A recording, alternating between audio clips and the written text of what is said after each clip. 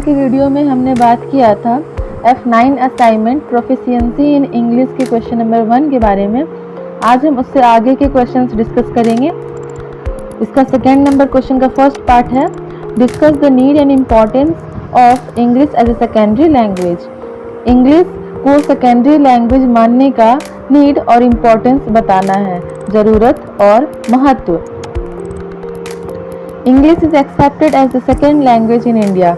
India में English को as a second language माना गया है। In the words of Gandhi ji, English is a language of international commerce. It is the language of diplomacy and it contains many rich literary treasures.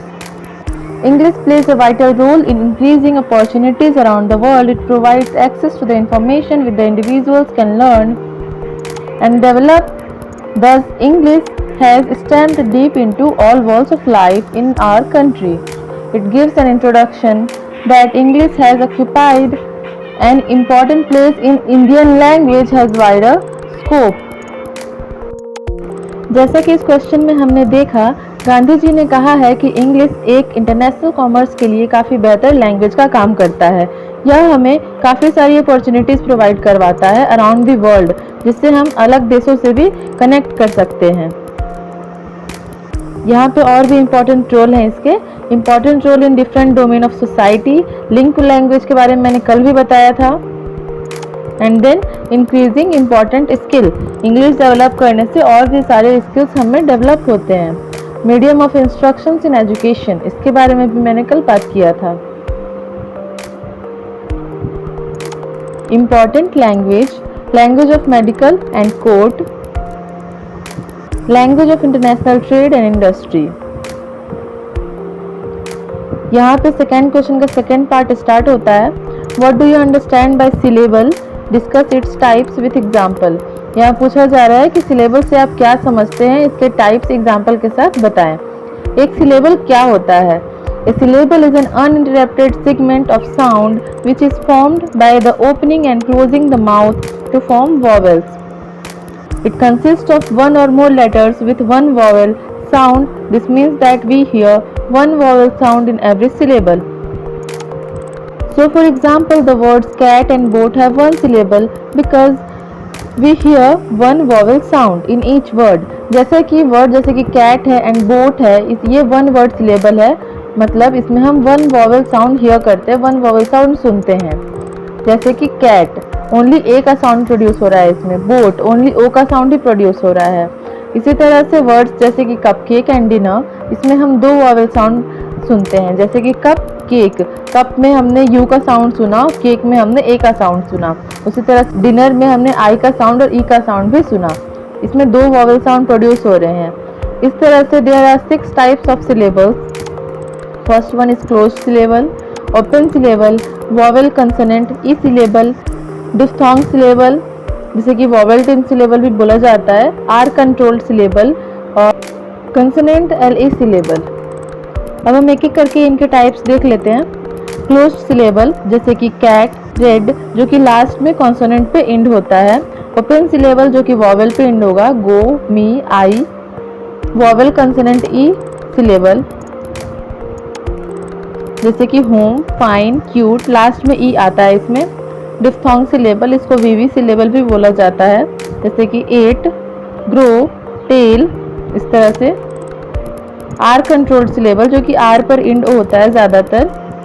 Are पर end होने का मतलब जैसे पहले वॉवेल आएगा फिर आर, आर वाला वर्ड आता है, जैसे कि हर, ई के बाद आर आ रहा है, बर्ड, आई के बाद आर, फर, ईयर, फोर, इस तरह से ये सारे होते हैं R controlled syllable. Consonant L E syllable, इसमें कोई भी वॉवेल साउंड प्रोड्यूस नहीं होता है। The silent E at the end of the syllable is only vowel, जो सिर्फ ई होता है वही एक वॉवेल साउंड है। जैसे पर्पल, पर्पल में हम ई का साउंड सुनते हैं, टेबल, मैपल, इटीसी। इस तरह से सेकेंड क्वेश्चन के थर्ड पार्ट में पूछा जा रहा है, prepare a list of 20 words each homophones and homonyms. Homophones और होमोनिम्स के 20 वर्ड्स का लिस्ट हमें बनाना है। पहले हम होमोफोन्स का बात कर लेते हैं। होमोफोन्स आखिर होते क्या हैं? सबसे पहले मैं बता दूं, होमोफोन्स वैसे वर्ड होते हैं जो कि सुनने में एक जैसे लगते हैं बट उनका मीनिंग अलग अलग होता है, स्पेलिंग भी अलग होता है। जैसे कि एक्सेप्ट यानी कि स्वीकार करना, और एक और होता है एक्सेप्ट, इसका मतलब होता है सिवाय। दोनों की स्पेलिंग्स अलग है बट प्रोनाउंसिएशन एक ही है। इसी तरह से एडिशन, एडिशन जोड़ना, संस्करण, इस तरह से 20 वर्ड्स की लिस्ट बनाने थे, आप यहाँ से नोट डाउन कर सकते हैं।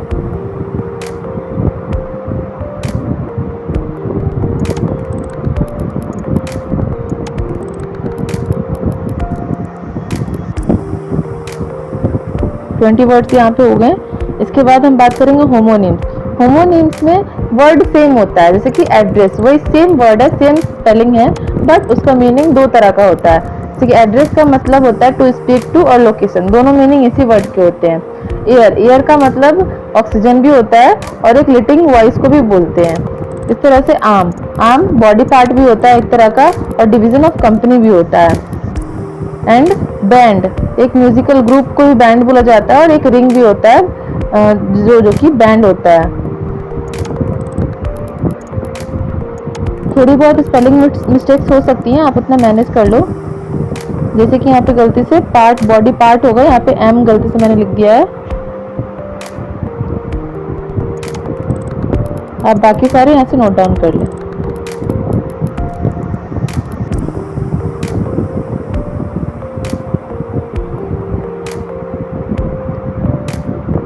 यहाँ से थर्ड क्वेश्चन स्टार्ट होता है। Create a slogan with picture to save अर्थ।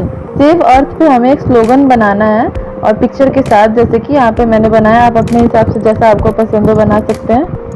यहाँ पे मैंने स्लोगन लिखा है save trees save earth. Second part में पूछा जा रहा है discuss the constitutional provision regarding consideration of English as an associate official language. यहाँ पे प्रोविजंस लिखने हैं, इंग्लिश को एज एन ऑफिशियल लैंग्वेज मानने के लिए क्या क्या प्रोविजंस हैं वो लिखने हैं। Article 343 official language of the union, you can note down.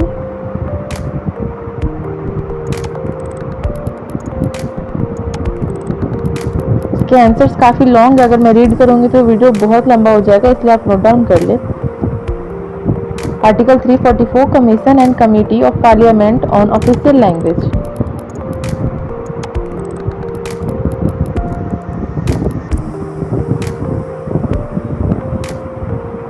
मैं एक असाइनमेंट का वीडियो कम से कम पार्ट्स में बनाने का ट्राई कर रही हूँ।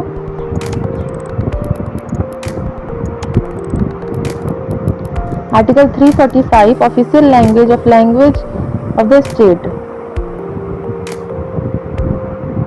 Article 346 official language for the communication between one state and another और between state and the another union. और यहाँ पे क्वेश्चन नंबर 3 का थर्ड पार्ट आता है, discuss the way of preparing reading and writing skill in children. आप किस तरह से रीडिंग और राइटिंग स्किल एक चिल्ड्रन में डेवलप कर सकते हैं, उसके आपको वे बताने हैं। यहाँ से आप नोट डाउन कर लें।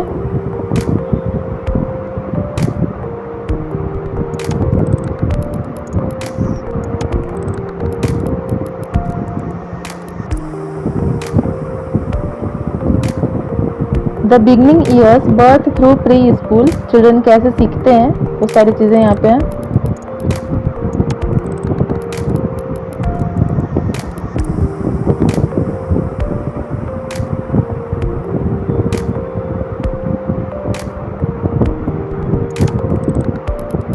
इन किंडरगार्टन,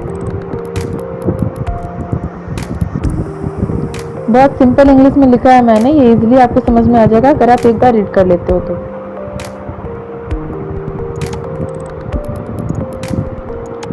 यहाँ से हमारा फोर्थ क्वेश्चन स्टार्ट होता है, इसके बाद हम नेक्स्ट वीडियो में करते हैं। Thanks for watching.